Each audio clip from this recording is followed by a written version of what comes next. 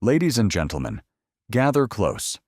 I want you to feel this in your bones, to let these words shake the stillness in your soul. You've been waiting, haven't you? Waiting for someone to look you in the eye and say, "You're ready. You're enough. Go out there and claim what's yours."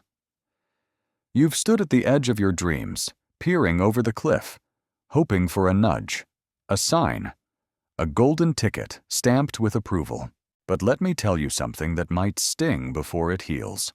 No one is coming to crown you. No one is going to hand you the keys to your kingdom on a silver platter. And the truth, the raw, unshakable truth, is that you don't need them to. Think about it. How many times have you held back, silenced your voice, dimmed your light, because you thought you needed permission? How many ideas have withered in the dark corners of your mind because you feared they weren't validated by the right person, the right title, the right nod? We've been conditioned to believe that worth comes from outside of us, that someone else holds the gavel to decide when we're allowed to step into our power. But history doesn't bow to that lie. History is written by the ones who didn't wait. Look at Rosa Parks. She didn't wait for permission to sit where she deserved. On that Montgomery bus in 1955, she didn't turn to the driver and ask, "Is it okay if I claim my dignity today?" No. She sat down, a quiet thunder in her bones, and shifted the course of a nation. Or think of Galileo, daring to say the earth wasn't the center of the universe, even when the church called it heresy. He didn't wait for a papal decree to speak his truth. He spoke, and though they silenced him for a time, the world turned on the axis of his courage. These were not people who lingered at the gates of approval. They built their own tables. They reclaimed their authority with every act of defiance, every step forward, every unshakable no to the status quo. And so must you. You don't need a diploma to prove your mind. You don't need a title to prove your leadership. You don't need a stage to prove your voice. What you need is the audacity to believe that your life, your ideas, your dreams are already valid. Right here, right now. Not tomorrow when someone stamps them approved. Not next year when the stars align. Now, this very breath. Can you feel it? That fire flickering in your chest. That's not waiting for anyone. That's yours. Own it. But let's be real. Stepping into your power without permission isn't easy. It's not a straight line or a polished path. It's messy. It's lonely. There will be voices. Oh, there will be voices telling you to sit down, to wait your turn, to shrink. They'll come from the outside, from people who fear your rise. They'll come from the inside, from that small, scared part of you that whispers, "What if I fail? What if I'm not enough?" And in those moments, you must remember this.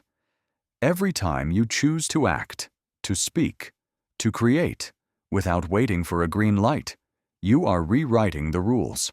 You're building a table where no one else gets to decide who sits.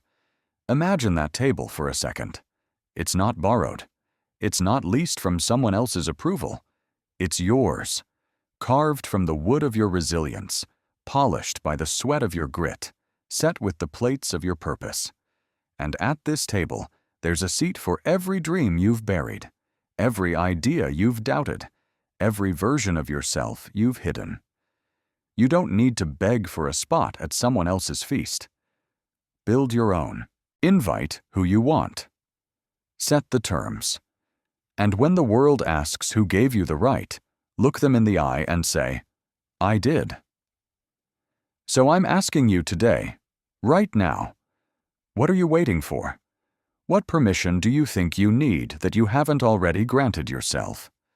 Because let me tell you, the moment you stop looking outside for validation is the moment you step into your truest power. And trust me, the world isn't ready for what happens next. But we're going to find out together, aren't we? Ladies and gentlemen, let's dive deeper. You've felt that spark, haven't you? That moment when you realized you don't need a stamp of approval to claim your space. But now, let's talk about what holds that fire steady. Let's talk about the quiet force that turns audacity into action, the invisible strength that doesn't shout but stands unyielding. I'm speaking of confidence, not the kind that brags or boasts, not the kind that needs to be seen to be believed. No, I'm talking about the confidence that isn't loud. It's rooted. It's a silent certainty, a calm conviction that speaks louder than bravado ever could. Think about it. How often have we mistaken noise for power? We've watched people puff out their chests, raise their voices, demand attention, and we've thought, that's confidence. But let me peel back the curtain on that illusion. True confidence doesn't need to prove itself with decibels. It doesn't need a spotlight to validate its existence. It's not in the swagger or the shout. It's in the steady gaze of someone who knows their worth, even when the room is silent. It's in the unwavering step of someone who walks forward, not because they've been cheered on, but because they know where they're going. Picture this. Imagine a tree, centuries old, standing tall in a forest. Its branches don't wave for attention. Its roots don't scream to be noticed. Yet, when the storm comes, and oh, the storms will come, that tree doesn't budge. Why? Because its strength isn't on display. It's buried deep, woven into the earth, unshakable. That's the confidence I'm talking about. It's not about being the loudest in the room.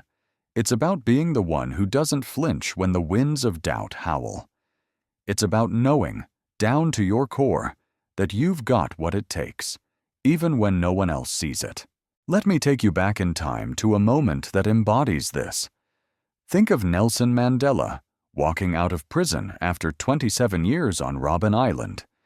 He didn't emerge shouting, didn't demand the world's applause. He walked with a quiet dignity, a rooted belief in his cause, a conviction that couldn't be broken by bars or time.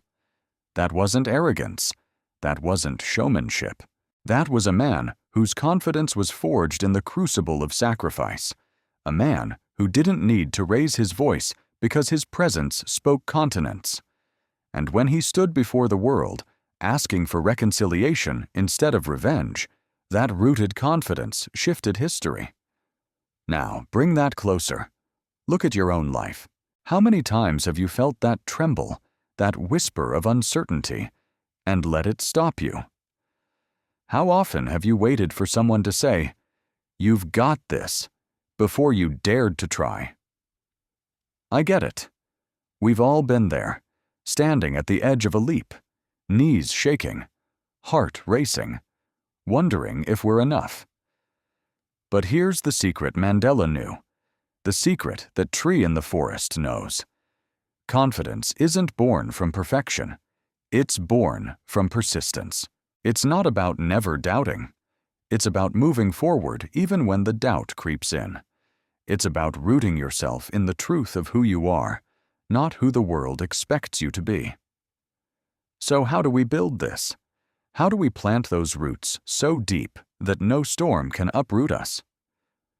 It starts small. It starts with the quiet promises you keep to yourself.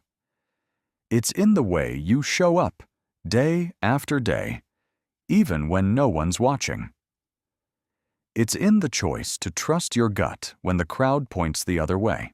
It's in looking at your failures, not as proof of your limits, but as soil for your growth.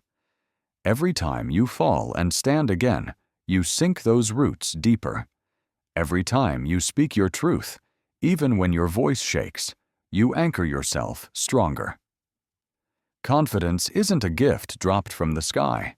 It's a garden you cultivate. One choice, one step, one quiet victory at a time. But let me warn you, this kind of confidence will unsettle people. Oh, it will. A quiet certainty doesn't play by the rules of noise. It doesn't beg for validation or bow to applause.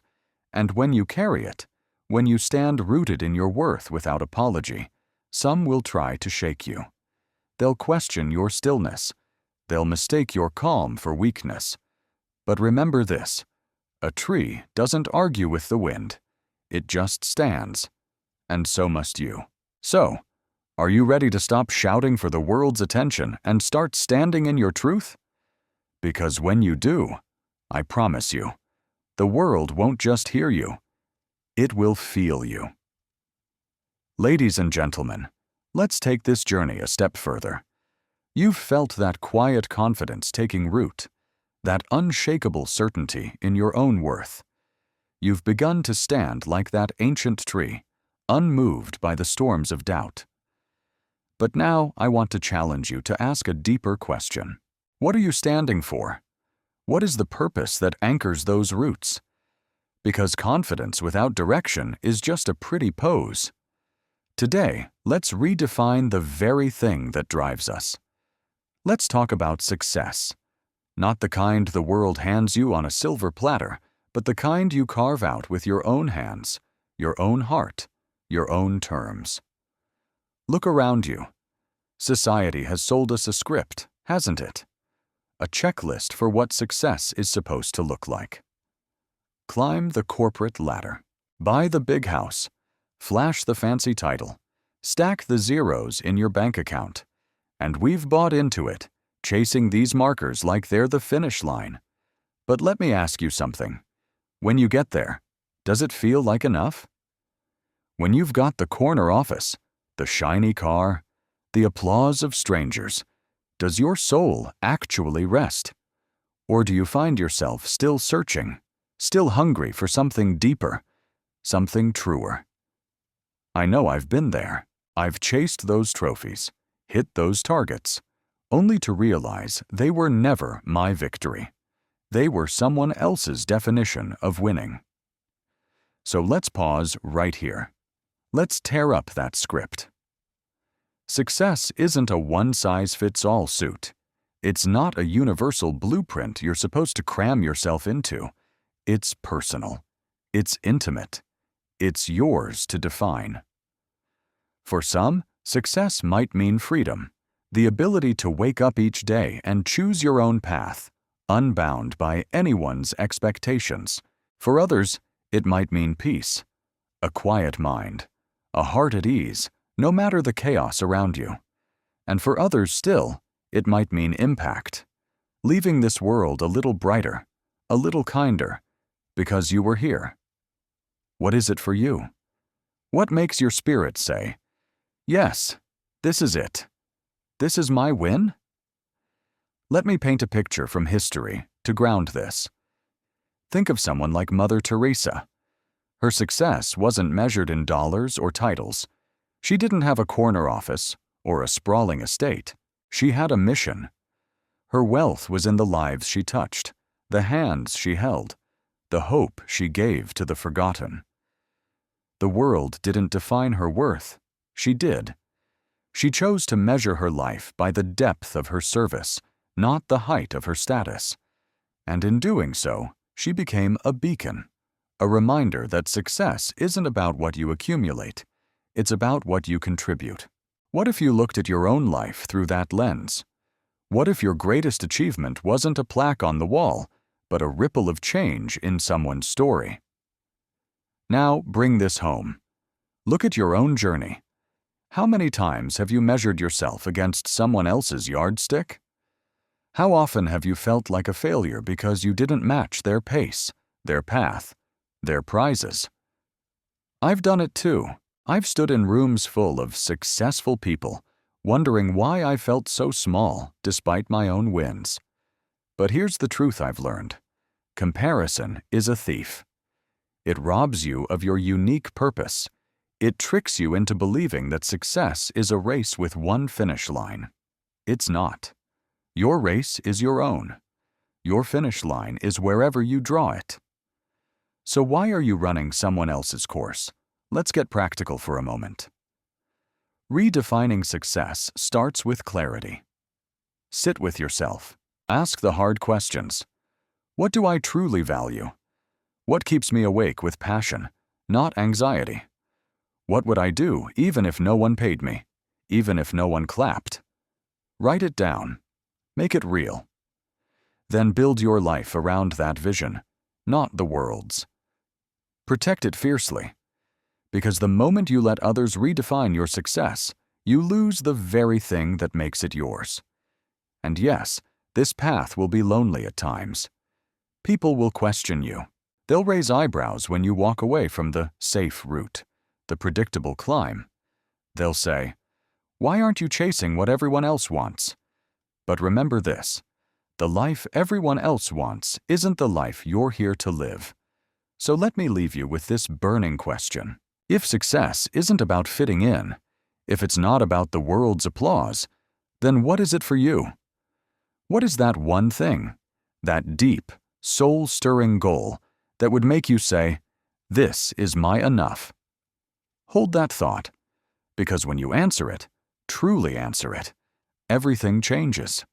Ladies and gentlemen, let's dive deeper into this journey of redefining who we are and what we stand for. You've begun to peel back the layers of someone else's definition of success. You've started to ask, "What is my enough?" But now I want to push you further. I want to challenge you to look at the spaces you've been occupying, the rooms, the roles, the relationships, and ask yourself a raw, unflinching question. Am I shrinking to fit here? Am I dimming my light, folding my wings, cutting pieces of myself off just to belong? Because if the answer is yes, then it's time to stop. It's time to realize that you weren't made to be small. If a space demands you shrink, it's not a space worth staying in. It's a signal to expand, even if discomfort comes first. Think about it. How many times have you stayed in a place, whether it's a job, a circle of friends, or even a version of yourself, because it felt safe, familiar, comfortable? How many times have you silenced your voice, lowered your dreams, or tucked away your true self just to avoid rocking the boat? I've done it. I've sat in rooms where my ideas were too big, too bold, and I made them smaller to fit the conversation. I've stayed in situations where my soul was screaming to leave because I feared the uncertainty of stepping out. But let me tell you something. Every time you shrink, you betray the vastness inside you. Every time you squeeze yourself into a mold that doesn't fit, you rob the world of the full force of who you are. Let's go back in time to anchor this. Consider the story of Nelson Mandela. For 27 years, he was confined to a tiny cell on Robben Island, a space designed to break him, to reduce him to nothing. But did he shrink? Did he let that prison define his spirit? No. Even in chains, his mind expanded. Even in silence, his purpose grew louder. He refused to let the walls around him become the walls within him. And when he walked out of that prison, he didn't just free himself. He freed a nation. He showed us that no space, no matter how small or oppressive, can contain the boundless potential of a human soul unless we allow it to. So I ask you, what prisons are you still living in? What tight, suffocating spaces are you clinging to because you're afraid to break free? Now, let's bring this to your life. Look at the spaces you inhabit every day, that job that drains you, where your creativity is stifled and your passion is sidelined. Are you staying because it's secure, or because you're scared to step into the unknown? That relationship that dims your shine, where you're constantly apologizing for being too much or not enough. Are you holding on out of love or out of fear of being alone? That self-image you've carried for years, the one that says you're not ready, not worthy, not capable. Are you still wearing it because it's comfortable, or because you don't know who you'd be without it? These are hard questions, I know. They sting. But growth always does. Expansion always comes with growing pains. Here's the truth. Staying small is not humility. It's hiding. Playing safe is not wisdom. It's weakness. You were not born to fit into someone else's box. You were born to break through, to build your own space, to stretch into the fullest version of yourself. But that means letting go. It means walking away from what no longer serves you, even when your hands tremble. It means stepping into the discomfort of the unknown, trusting that on the other side is a version of you that's been waiting to breathe free. I've had to do it. I've had to leave behind titles, expectations, and old stories about who I thought I was. It wasn't easy. It was terrifying. But every time I stopped shrinking, I started soaring. So let's get real for a moment. Take stock. What space in your life have you outgrown? What's holding you back from expanding into your true size? Maybe it's a physical place. Maybe it's a mental cage. Maybe it's a fear dressed up as practicality. Whatever it is, name it. Face it. And then decide, will you keep shrinking to fit, or will you dare to break free? Because the world doesn't need another person playing small. The world needs you, loud, bold, unapologetic, and fully alive. And so I leave you with this. If the space you're in feels too tight, if it's suffocating your spirit, then it's not your home. It's your starting line. What will you do when the walls close in? Will you shrink, or will you shatter them? Hold that thought, because the answer will change everything. Ladies and gentlemen, let's take this journey even deeper. You've confronted the tight spaces, the suffocating molds, the fear of breaking free. You've felt the weight of the question, will I shrink, or will I shatter the walls? Now, I want to turn your gaze inward to a force that's been with you all along, a quiet whisper that often gets drowned out by the noise of doubt, logic, and other people's opinions. I'm talking about your intuition, that gut feeling, that inner knowing, that unshakable sense of what's right, even when you can't explain why. It's time to stop dismissing it as a hunch or a fleeting thought. It's time to recognize it for what it truly is: data. Hard, real, lived data, drawn from the depths of your experience, your struggles, your victories. Trust it. Lean into it. Let it be your guide, not a glitch in the system. Think about a moment in your life when you just knew something was off. Maybe it was a job offer that looked perfect on paper, but something in your gut screamed, no. Or a relationship where everyone said, they're great for you. But deep down, you felt a quiet unease. Did you listen? Or did you override that voice with overthinking, with second-guessing, with the need to be practical? I've been there. I've ignored that inner compass more times than I can count. I took the safe path because it made sense to everyone else, only to find myself lost, regret gnawing at me, wondering why I didn't trust what I already knew. And every time I ignored my intuition, I paid a price, not just in missed opportunities, but in the slow erosion of my belief in myself. Let's anchor this with a story from history. Consider Steve Jobs, a man who reshaped the world not by following trends, but by trusting a vision no one else could see. When he was ousted from Apple, the company he built, logic would have told him to play it safe, to take a cushy role somewhere else, to conform. But his intuition, his unshakable belief in what technology could be, drove him forward. He started Next, he fueled Pixar, and eventually returned to Apple to create products that redefined how we live. He didn't have a crystal ball. He had something better, an inner knowing, a gut instinct that cut through the noise of doubt and naysayers. His intuition wasn't a guess. It was wisdom forged from years of dreaming, failing, and learning. What if he had silenced it? Where would we be today? Now, bring this home. Think about your own life. How often do you feel that pull, that subtle nudge telling you to act, to pivot, to speak up, or to walk away? Maybe it's telling you to chase a dream everyone calls unrealistic.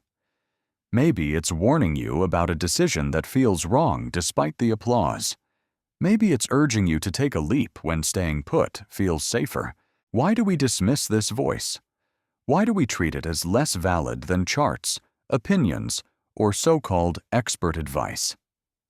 Here's the truth. Your intuition is the sum of every lesson you've learned, every scar you've earned, every quiet moment of clarity you've lived through. It's not random. It's not irrational. It's the most personal, most powerful data you'll ever have. Stop doubting it. Start decoding it. I know it's not easy. Trusting your gut can feel like stepping into the dark with no flashlight. It's scary to act on a feeling when the world demands proof, plans, and guarantees. I've stood at those crossroads, heart pounding, mind racing with what ifs. I've chosen the logical path and felt the hollow ache of regret. But I've also chosen to listen, to bet on that quiet voice inside, and those moments have led me to my greatest breakthroughs. That job I turned down despite the paycheck? It freed me to build something truer to my purpose. That conversation I knew I had to have, even though it terrified me. It changed the trajectory of a relationship. Your intuition isn't asking for blind faith. It's asking for courage. It's asking you to honor the wisdom you've already gathered. So, let's get raw. What is your intuition telling you right now? What's that voice whispering about your career, your health, your next move? Are you listening, or are you drowning it out with excuses? Take a breath. Tune in. That feeling in your chest, that pull in your soul. It's not noise, it's a signal. It's not a distraction, it's direction. And here's the challenge. The longer you ignore it, the louder it will get, until it's not a whisper, but a scream. Will you wait for the scream, or will you act on the whisper? Hold that question, because how you answer it will shape the very path you walk next. Ladies and gentlemen, let's take this journey one step further. You've tuned into that quiet whisper, that inner compass we call intuition. You've wrestled with the fear of trusting it, of stepping into the unknown armed only with a gut feeling. You've asked yourself, will I wait for the scream, or act on the whisper? Now, I want to shift your focus to a word so small, yet so powerful, it can redefine your life. A word that carries the weight of your worth, your priorities, your peace. I'm talking about no. Yes, just 2 letters, but they hold the power to protect your time, your energy, your very soul. Saying no isn't just a response, it's a revolution. It's a declaration that you know your limits, that you value your path, that you refuse to be stretched beyond what you can bear. Think about how often we say yes when every fiber of our being is begging us to decline. We say yes to late-night work requests because we fear looking uncommitted. We say yes to social obligations because we dread being seen as distant or rude. We say yes to demands that drain us because we've been taught that no is selfish, that it's a barrier to connection or success. But let me tell you something I've learned the hard way. Every yes you utter out of guilt or fear is a theft from your own dreams. It's a betrayal of the person you're meant to become. No isn't a wall, it's a bridge back to what truly matters to you. It's not rejection, it's redirection. And the sooner you embrace it, the sooner you reclaim the space to build a life that aligns with your deepest values. Let me paint you a picture from history. Consider Rosa Parks, a woman whose simple no reshaped the course of justice. On December 1, 1955, in Montgomery, Alabama, She refused to give up her seat on a bus to a white passenger. Her no wasn't loud or dramatic. It was quiet, resolute, unshakable. She didn't offer long explanations or apologies. She didn't soften it with excuses. She simply stood her ground, knowing her dignity was worth more than compliance. That single no sparked a movement, ignited the civil rights struggle, and reminded the world that boundaries aren't just personal, they're powerful. What if Rosa had said yes that day, out of fear or fatigue? What if she had explained away her worth? Her no wasn't rude, it was responsible. It was a line drawn in the sand for her own humanity and for ours. Now, bring this closer to home. How many times have you stretched yourself thin because you couldn't muster that tiny word? Maybe it was a project you knew you didn't have time for, but you agreed anyway, watching your health unravel. Maybe it was a favor for someone who never reciprocates, leaving you resentful and depleted. I've been there too. I've said yes to things that kept me up at night, my mind racing with exhaustion, my heart heavy with regret. I thought, no would make me seem weak or unkind, but here's the truth I've come to embrace. No is not a judgment on others. It's a commitment to yourself. It's not a closed door. It's a guardrail, keeping you on the path you were meant to walk. And you don't owe anyone a paragraph of excuses for it. No is a complete sentence. Period. I know it's hard. Saying no can feel like letting someone down, like shattering expectations or risking disapproval. We've been conditioned to please, to accommodate, to smooth over sharp edges. But ask yourself this: whose life are you living? Whose dreams are you chasing? Every time you say yes when you mean no, you're handing over a piece of your power. You're diluting your focus. You're dimming your own light. And for what? To avoid a moment of discomfort? To dodge a fleeting judgment?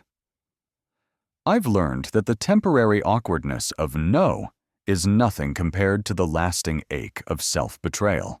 When I started saying no without apology, whether it was to a draining commitment or a toxic dynamic, I felt a weight lift. I felt my time return to me. I felt my purpose sharpen. And yes, some people didn't like it. But the right ones, the ones who truly value you, will respect your boundaries, not resent them. So, let's get real. What are you saying yes to right now that's suffocating you? What request? What role? What burden is draining the life out of your days? What would happen if you looked that obligation in the eye and said, no, not with anger, not with shame, but with clarity? Imagine the space that would open up. Imagine the energy you'd recover. Picture the freedom to pour yourself into what lights you up, what moves you forward, what honors your truth. No isn't the end of a conversation. It's the beginning of your liberation. And here's the challenge I leave you with. The next time you're tempted to overextend, to overpromise, to overgive, pause and ask yourself, does this serve my purpose, or does it steal from it? Hold that question tight, because how you answer might just redefine everything. Ladies and gentlemen, let's keep this fire burning. We've talked about saying no, about guarding your time, your energy, your soul. We've wrestled with the courage it takes to draw a line, to redirect your life toward what truly matters. But now I want to flip the script. I want to talk about something that hits even closer to the bone. I want to talk about you, your essence, your intensity, the raw, unfiltered force of who you are.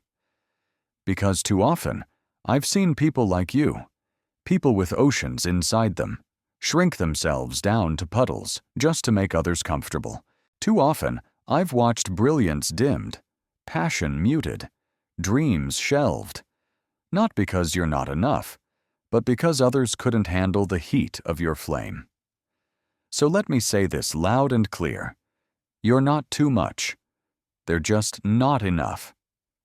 Think about it. How many times have you been told you're too loud, too emotional, too driven? How many times have you heard whispers or outright accusations that your energy is overwhelming, your ambition intimidating, your heart too big for the room? I've been there.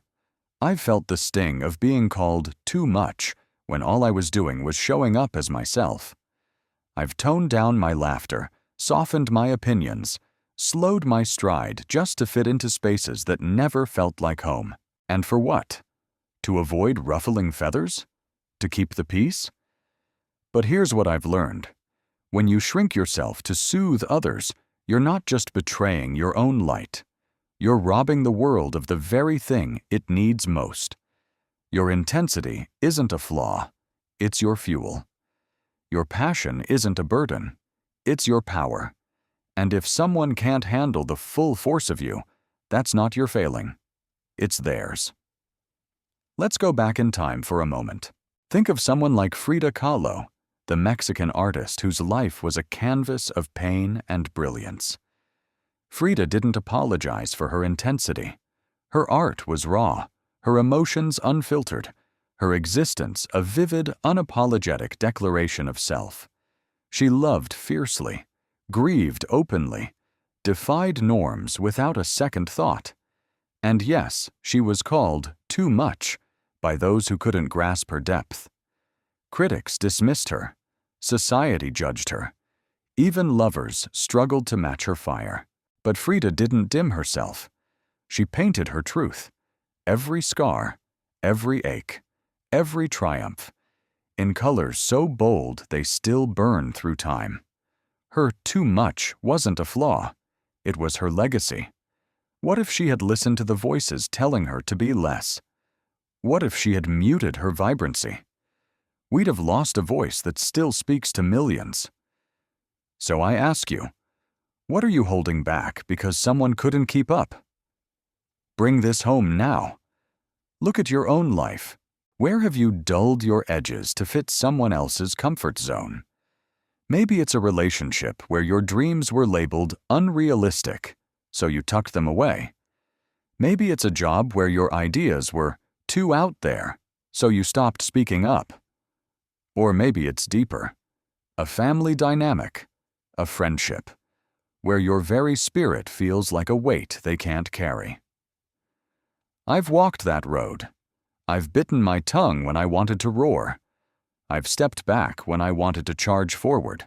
But every time I did, something in me withered.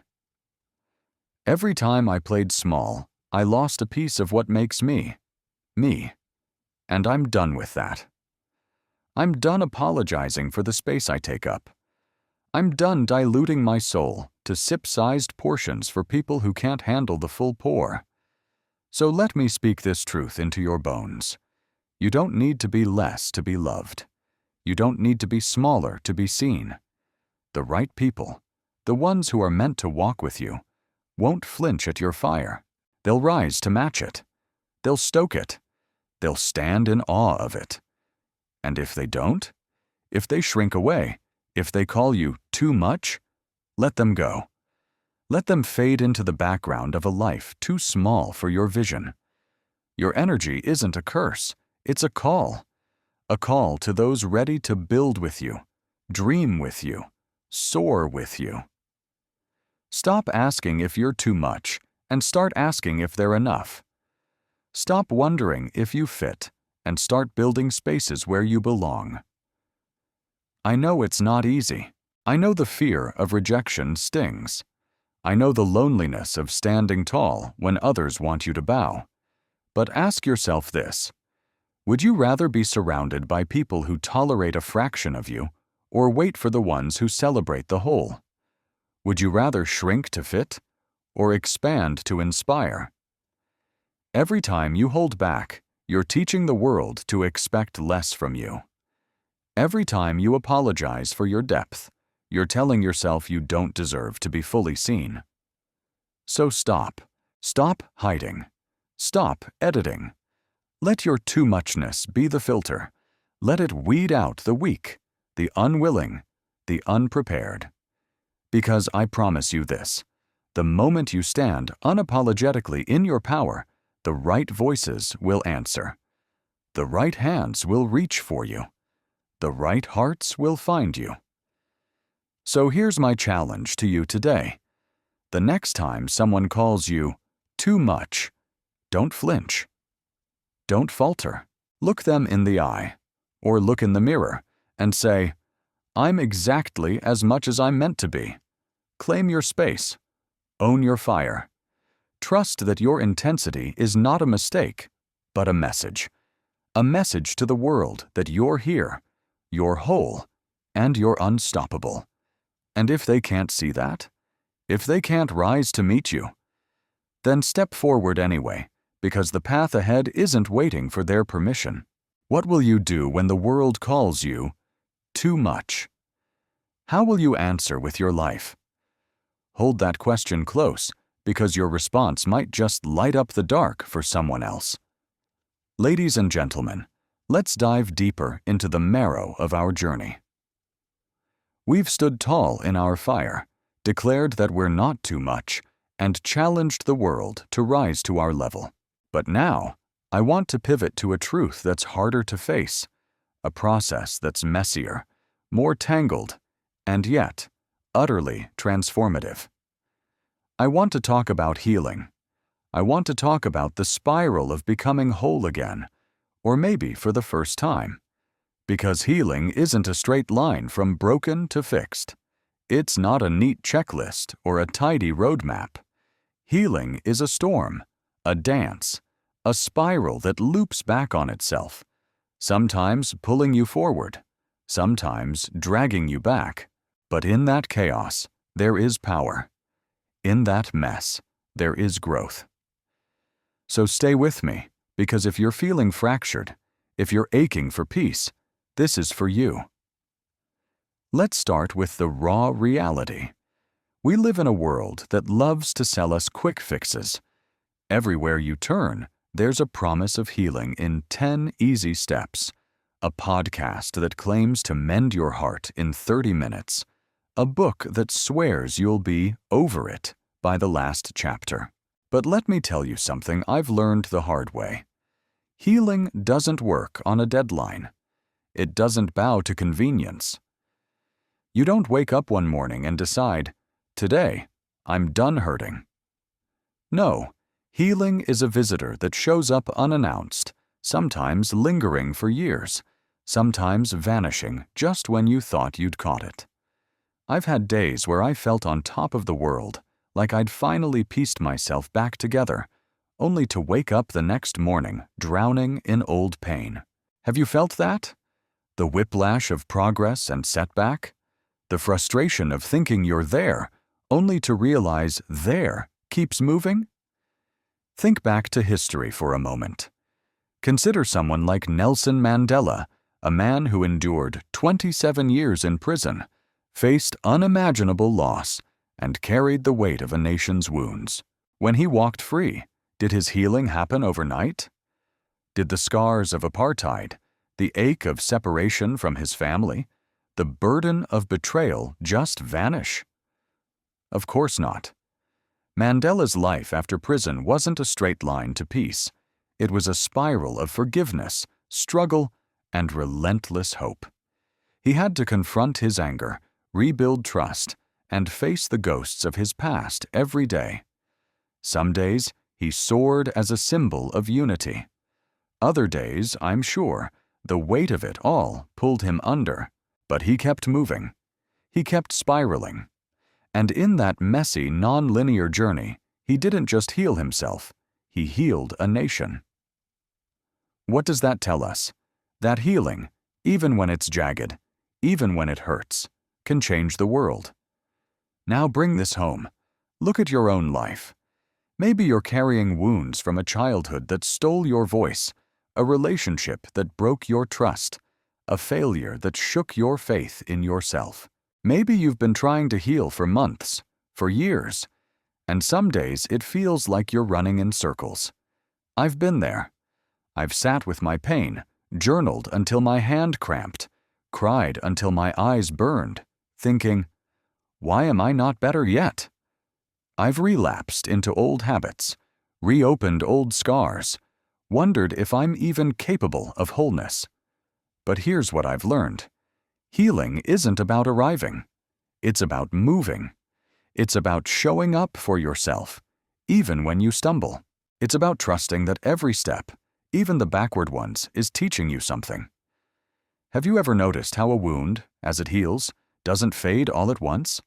It scabs, it reopens, it scars, and slowly, over time, it transforms. That's you. That's your heart. That's your spirit. So let's shatter the myth of the perfect recovery. Stop measuring your healing by how fast you're getting over it. Stop comparing your spiral to someone else's highlight reel.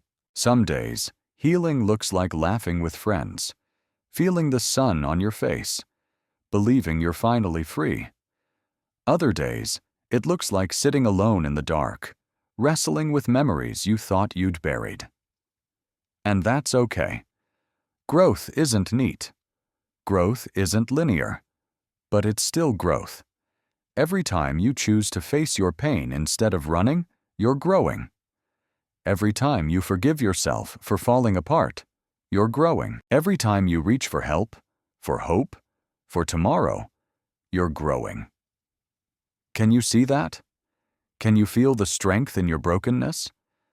I know it's exhausting. I know the spiral can feel like a trap, like you're doomed to loop forever. But let me remind you of something. A spiral isn't a circle. It doesn't just repeat. It rises. Each turn, each twist, lifts you a little higher, even if you can't see it yet. Think about the last time you thought you'd never recover. The last time you felt utterly shattered. You're still here, aren't you? You're listening to these words, breathing through this moment, carrying a strength you didn't know you had. That's the power of healing. It doesn't erase the hurt. It builds on it. It turns your fractures into foundations, your pain into purpose. So be patient with yourself. Be gentle. Trust the spiral, even when it spins you dizzy. Here's my challenge to you today. Stop rushing your healing. Stop demanding that it look pretty or predictable. Instead, honor the mess. Honor the days you cry without reason, the nights you rage at the past, the moments you feel like giving up. Because those moments aren't failures. They're proof you're alive, proof you're fighting, proof you're becoming. Ask yourself, what if this spiral, this wild, uneven path, is exactly where I'm meant to be? What if every stumble is carving out space for something stronger? Hold that thought close, because the answer might just show you how unbreakable you really are. Ladies and gentlemen, let's press forward on this rugged, beautiful path of transformation. We've wrestled with the spiral of healing, embraced its messy turns, and learned to trust the slow rise of our own becoming. But now, I want to take you somewhere else, to a space that's often overlooked, often diminished, yet fiercely vital. I want to talk about presence. I want to talk about taking up space, physically, emotionally, mentally, and doing it without apology. Because the world doesn't just need your quiet endurance, it needs your full, unfiltered, undeniable presence. So lean in with me, because this is about claiming what's yours. Picture this for a moment. You walk into a room, and instantly, you feel the urge to shrink. Maybe it's the way someone looks at you, or the weight of expectations pressing down, or that old nagging voice in your head whispering, "Don't be too loud. Don't stand out. Don't bother anyone." Have you felt that? That instinct to fold yourself small, to tiptoe around the edges of life, to make sure no one notices you're even there? I've felt it too. I've dimmed my light, lowered my voice, curled my shoulders inward just to avoid taking up too much room. But let me ask you something. Why are we so afraid to exist fully? Why do we treat our presence like an inconvenience when it's the very thing the world is starving for? Let's go back in time for a second, to a woman who refused to shrink. Think of Rosa Parks, sitting on that bus in Montgomery, Alabama in 1955. She wasn't just refusing to give up her seat. She was claiming her space in a world that told her she didn't belong, that her body, her rights, her very existence should be pushed to the margins. She said, "No," she said, "I'm here." And that simple act of taking up space, physically, defiantly, ignited a movement. Her presence wasn't loud or brash. It was quiet, steady, unyielding. But it roared through history. What if she had shrunk that day? What if she had apologized for existing? The lesson here is clear. When you take up space, you don't just change your story, you change the world's. Now bring this closer. Look at your own life. How often do you hold back?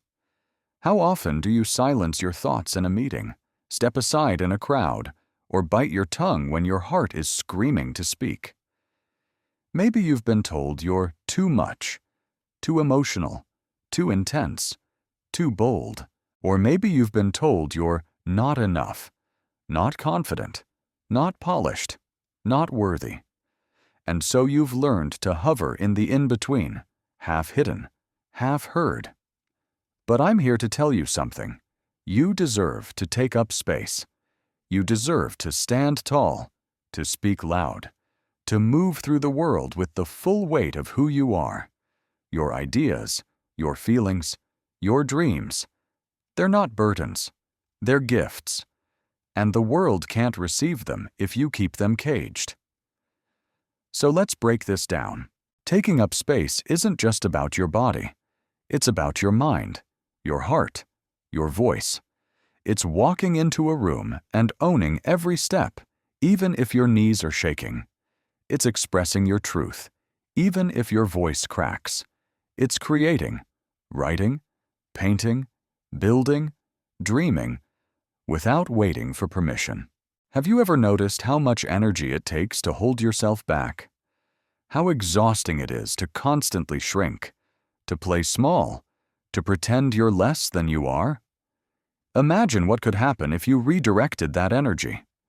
Imagine if, instead of hiding, you expanded. Instead of apologizing, you asserted. Instead of doubting, you declared, "I'm here. I matter. I belong." I know it's not easy. I know the world can feel like a minefield of judgment, rejection, and fear. I've stumbled through it myself, wondering if I'm overstepping, if I'm asking for too much, if I'm risking too much. But here's what I've learned.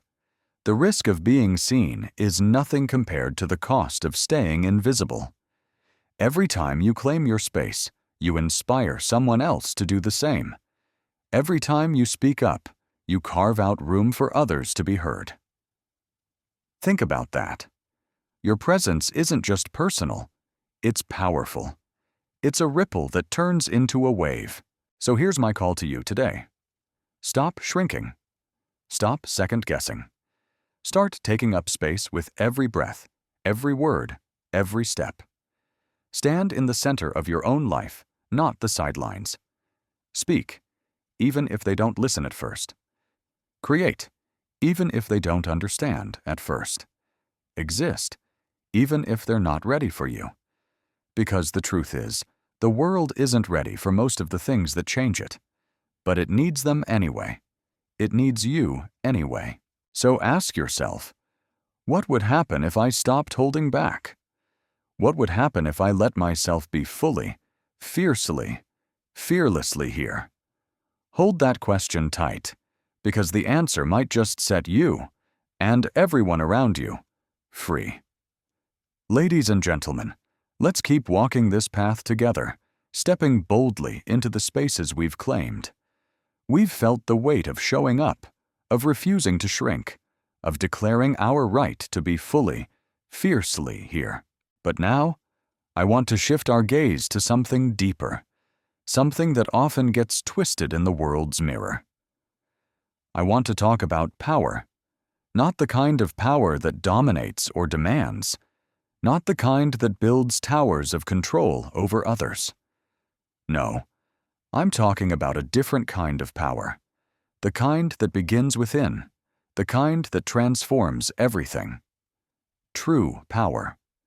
So, lean in closer, because this is about owning who you are, down to the marrow of your bones. Let's start with a truth we often dodge. Power isn't about how loud you shout or how many people you command. It's not about bending others to your will or stacking titles by your name. Too often, we've been sold a lie.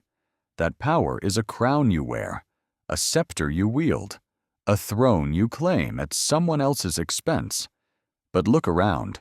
How many have climbed that ladder only to find themselves empty? How many have grasped for control only to lose their souls? I've seen it, and maybe you have too. Leaders who crush to conquer, influencers who manipulate to matter, people who mistake fear for respect. That's not power. That's fragility wearing a mask. Rewind the clock with me for a moment to a man who understood power in its rawest form. Think of Nelson Mandela, emerging from 27 years of imprisonment on Robben Island. He didn't step out seeking revenge or domination over those who had caged him. He didn't build his legacy on bitterness or force. Instead, he chose reconciliation. He chose to own his pain, his purpose, his vision for a fractured nation. His power wasn't in ruling. It was in rebuilding. It wasn't in shouting. It was in listening. It wasn't in taking.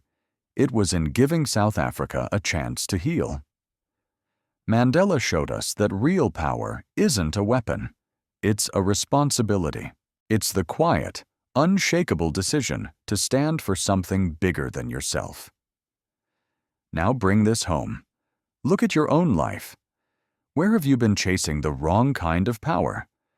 Where have you tried to control outcomes, people, or even perceptions, hoping it would make you feel strong? I've done it. I've pushed too hard, clung too tight, thinking if I could just hold the reins, I'd be safe. But here's what I've learned. Control is an illusion. The more you grip, the less you have. True power isn't in forcing the world to bend. It's in mastering yourself. It's in taking ownership of your choices, your failures, your growth, even when no one's watching. It's waking up every day and asking, how can I be better? Not louder, not bigger, but better? Let's unpack this. Ownership means integrity. It means doing the right thing when the room is empty, when the cameras are off, when there's no applause waiting. It means owning your mistakes, not deflecting them. It means owning your values, not borrowing someone else's. Think about the quiet moments, the times you could have cut a corner, taken the easy road, or stayed silent when something needed to be said. Did you own those moments, or did you let them slip? Power lies in choosing courage over comfort, in standing firm even when the ground beneath you shakes. I know this isn't simple. The world rewards the loud, the flashy, the ones who play the game. It's tempting to seek power in validation, in likes, in leverage. But ask yourself, does that last? Does that fill you? I've chased those hollow victories, and they crumble like sand. Real power endures because it's built on something unmovable, your character. It's the strength to say no when everyone says yes. It's the will to keep going when the spotlight fades. It's the choice to lift others up, not push them down, because you know your worth doesn't come from comparison. So here's my charge to you today. Stop chasing dominance. Start claiming ownership. Own your story, every scar, every stumble, every strength. Own your decisions, even the hard ones. Own your purpose, even when it's unseen. Power isn't a trophy you seize. It's a burden you carry with honor. It's the weight of being accountable to yourself first, before anyone else. So ask yourself this: what would happen if I stopped seeking control and started seeking responsibility? What would happen if I became the kind of powerful that doesn't need to prove itself? Hold that thought, because the answer might just redefine everything you stand for.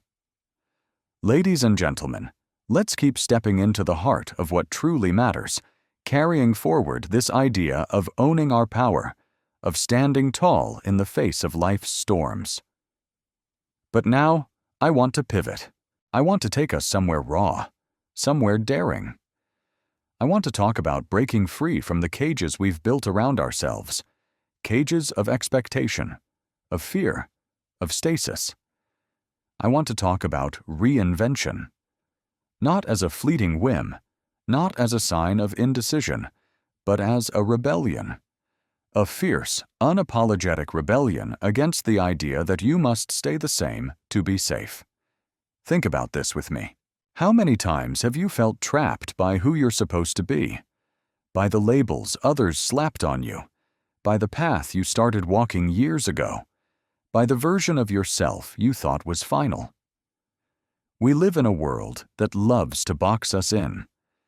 Stay in your lane, they say. Don't change too much. Don't surprise us.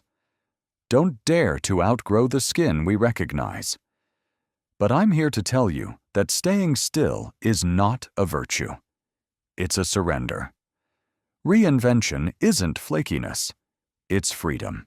It's the bold act of saying, I am not done becoming. I will pivot. I will evolve.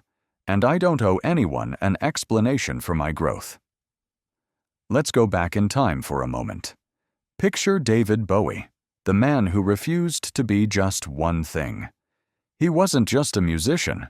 He was a chameleon, a shapeshifter, a creator who reinvented himself over and over. From Ziggy Stardust to the Thin White Duke, he tore up the rulebook every decade, every album, every performance, and people didn't always understand it. Some called him erratic. Some called him lost. But Bowie knew something they didn't. That reinvention isn't about losing yourself.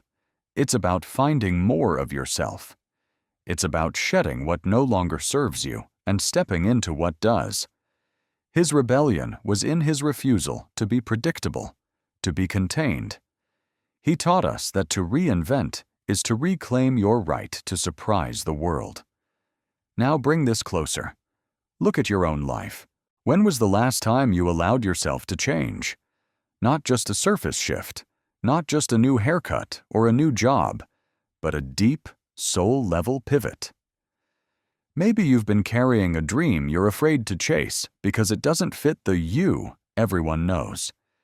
Maybe you've been clinging to habits, relationships, or beliefs that weigh you down just because they're familiar. I've been there. I've held on to versions of myself long past their expiration date, afraid that if I let go, I'd lose everything. But here's the truth I've learned. Reinvention doesn't destroy who you are. It reveals who you're meant to be. It's not a betrayal of your past. It's a bridge to your future. Ask yourself this. What if you stopped asking for permission to evolve? What if you stopped apologizing for outgrowing spaces that no longer hold you? Reinvention is a rebellion because it defies the world's demand for consistency at the cost of your soul. It's saying, I will not be small for your comfort. I will not be static for your convenience. And yes, it's messy. It's uncomfortable. People will question you. They'll side-eye your choices, whisper about your changes, wonder if you've lost your way. But let them wonder. Let them watch. Because while they're busy judging, you're busy becoming. Feel the weight of this with me. Reinvention isn't a one-time act. It's a lifelong dance. It's the courage to start over, again and again. It's the strength to admit when something no longer fits, and the audacity to build something new in its place. Think about the artist who trades paint for poetry, the lawyer who becomes a farmer, the mother who rediscovers herself after decades of sacrifice. These aren't stories of failure. They're stories of liberation. They're proof that we are not bound to one identity, one chapter, one ending. So here's my challenge to you today. Dare to rebel through reinvention. Step out of the mold that's cracking around you. Don't just tweak your edges. Reimagine your entire shape. Ask yourself, who am I ready to become? What old skin am I willing to shed, even if it scares me? Hold that question tight, because the answer might just set you ablaze with a freedom you've never known. Ladies and gentlemen, let's keep walking this path of transformation together, carrying the fire of reinvention in our hands. We've talked about shedding old skins, about daring to become something new, but now I want to dig deeper into a power we all carry, a power so often underestimated, so often silenced. I want to talk about your voice. Yes, your voice. That unique, trembling, fierce instrument inside you that can shatter walls, heal wounds, and ignite revolutions. Your voice can change everything, if only you dare to use it. Think about the times you've held back, the moments when the words burned in your throat, but fear clamped your mouth shut. Maybe it was in a meeting, when an idea screamed to be shared, but doubt whispered, "Not yet, not you." Maybe it was in a relationship, when the truth could have set you free, but you swallowed it to keep the peace. Or maybe it was in the face of injustice, when you saw something wrong but stayed quiet, thinking someone else would speak up. I've been there. We've all been there. We've let silence be our shield, thinking it protects us. But let me tell you something. Silence isn't safety. Silence is surrender. And every time we choose it, we dim our own light. Now, let's flip the script. Imagine what happens when you speak. Even when your voice shakes, even when it cracks under the weight of vulnerability. Picture this: a young girl, Malala Yousafzai, standing up in a world that told her to be invisible. Shot for daring to demand education, she could have chosen silence after surviving. But instead, she spoke. Her voice, still young, still fragile, became a thunderclap heard around the world. She didn't wait for perfection. She didn't wait for permission. She spoke because her truth demanded to be heard. And in doing so, she unlocked change for millions. That's the power of a single voice, a weapon of light that can pierce through the darkest shadows. Bring this closer now. Your voice doesn't need to address the United Nations to matter. It doesn't need a stage or a spotlight. It matters in the small, sacred spaces of your life. It matters when you tell a friend, "I'm hurting, and I need help." It matters when you say to a colleague, "This isn't right, and we can do better." It matters when you stand in front of a mirror and finally say to yourself, "I am enough." Every word you dare to speak is a brick in the foundation of change. Every time you refuse to be silent, you rewrite the story, not just for yourself, but for everyone listening. But let's be real. Speaking up is hard. It's terrifying. The world doesn't always reward honesty with applause. Sometimes it slaps you with criticism, with rejection, with doubt. People will tell you to hush, to sit down, to not rock the boat. They'll say your voice is too loud, too soft, too much. And in those moments, you'll feel the weight of every eye on you, every judgment pressing down. I know that weight. I've felt my own knees buckle under it. But here's what I've learned. Your voice isn't just for them. It's for you. It's the act of reclaiming your space, of refusing to be erased. And even if it shakes, even if it stumbles, it's still yours, and it's still powerful. So, I'm asking you to do something brave today. Think of one truth you've been carrying, one thing you've been too afraid to say. Maybe it's a dream you've hidden, a boundary you've never set, a pain you've never named. Hold that truth in your mind right now. Feel its edges, its sharpness, and ask yourself, what if I spoke this aloud? What if I let this truth breathe, even just to one person, even just to myself? What chains might break if I stopped hiding behind silence? I'm not asking for perfection. I'm not asking for eloquence. I'm asking for courage. Because a shaking voice is still a voice, and a shaking voice can still shake the world. Feel this with me now. Your voice is not a luxury. It's a responsibility. It's a gift you've been given to shape the world around you, to carve out justice, to build connection, to demand better. And yes, it will cost you. It will ask you to be vulnerable, to be seen, to risk being misunderstood. But isn't that the point? To live so fully, so fiercely, that your truth ripples out and changes the tide. So, I'm leaving you with this challenge, this burning question to carry into the next moment. What will you say, right now, that you've been too afraid to speak? Hold that answer tight, because the world is waiting to hear it, and it just might change everything.